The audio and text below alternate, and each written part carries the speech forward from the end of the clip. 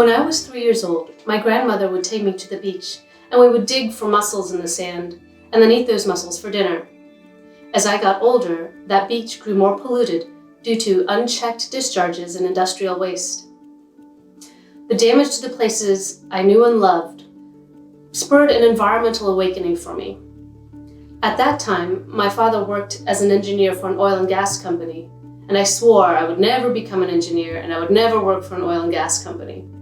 Well, fast forward some time, and I have a doctorate in environmental engineering, and I work for Shell as an environmental professional. So what changed? What happened? Well, like most of the world, I worry about what the future holds. I've struggled to answer for myself, what is the best thing I can do? How can I, as an individual, make things better? And like others, I've come to the realization that change may not come at the hands of individuals, but from governments and large corporations that have the resources and influence to tackle the big environmental problems we face to achieve sustainability. At Shell, I work to reduce the risk from chemicals that we use and produce, and to improve our environmental footprint.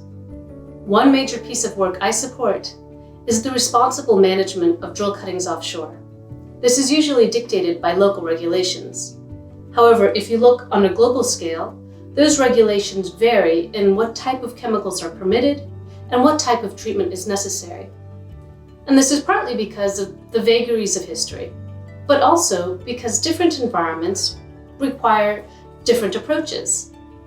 But if you're a developing region looking for advice on what is the best approach for cuttings management, it's not so clear. I have designed internal research efforts to understand the factors that control environmental impact of cuttings discharge.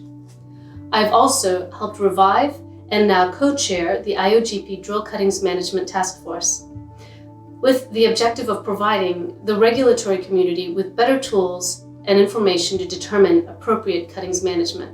Part of that management is understanding what organisms are present in the areas we operate. We can improve upon our knowledge of biodiversity by taking advantage of the leaps in DNA sequencing technology to efficiently get more meaningful information about the organisms in the areas we operate. I have played a key role in setting up the IOGP Task Force on Environmental Genomics, where we're looking at quantifying biodiversity and identifying organisms by using the DNA that those organisms leave behind in environmental media like water, sediment, and soil. Because of people doing work like mine, the beach from my childhood is on its way to recovery. For me right now, working in the energy sector is my best way to make things better in the future. I'm very grateful to have been nominated for this award, and thank you for giving me this opportunity to share my story.